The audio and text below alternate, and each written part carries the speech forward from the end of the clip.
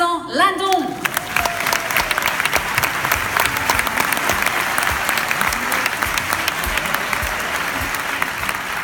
Bonsoir.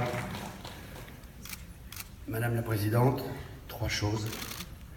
Mes hommages, mon respect et mon admiration.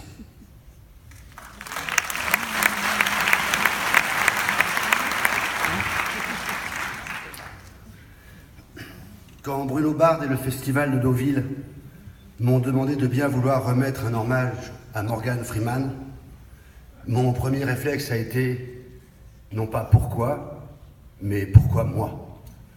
J'ai posé la question, c'est impossible que Morgan Freeman me connaisse. Si, m'a-t-on répondu. En tout cas, son agent sait très bien qui tu es. Il n'en fallait pas plus pour me flatter. J'ai donc pris ma mission très au sérieux. J'ai mené mon enquête longuement et âprement, sans concession, ce qui m'a conduit au résultat stupéfiant que je pense être en mesure de vous révéler ce soir. I had a dream. Morgan Freeman n'est pas noir. Évidemment, dans cette salle remplie de passionnés de cinéma, personne ne s'en était aperçu. Et pourtant, un cinéphile qui n'aurait pas vu un film ou plusieurs avec Morgan Freeman, c'est aussi rare qu'une nuit sans tweet du président Trump. Désolé pour le mot président, mais c'est pas nous qui l'avons élu. Les Américains non plus d'ailleurs. Ici donc, on ne le savait pas, mais à Hollywood apparemment non plus. Quasiment tous les personnages qu'il a incarnés à l'écran auraient pu être des blancs joués par des acteurs WASP, voire redneck, comme Charlton Heston, Ronald Reagan, John Wayne, ou pardon, Monsieur Freeman, votre grand ami Clint Eastwood.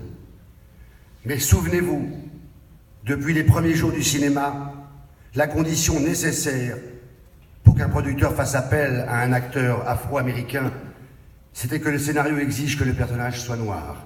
Ça valait pour tout le monde, même pour le plus grand à l'époque, Sidney Poitier. La première grande star de couleur a enchaîné les films pourfendant le racisme ordinaire qui n'aurait eu aucun sens si le héros avait été blanc. Par exemple, dans Devine qui vient dîner, une jeune fille de bonne famille, anglo-saxonne et propre sur elle, présente à ses parents son nouveau fiancé. S'il avait été blanc, l'intrigue s'effondre, comme si James Cameron avait décidé qu'il n'y aurait pas d'iceberg dans Titanic. Et dans La chaîne du même Stanley Kramer, une parabole sur la nécessaire coexistence pacifique des races, 2 prisonniers s'évadent, menottés l'un à l'autre. Pour survivre, ils vont devoir s'entendre. L'un a le visage pâle, c'est Tony Curtis. L'autre ne pouvait être que noir. Allez hop, Sidney, au boulot. Ça ne va pas s'arrêter tout de suite.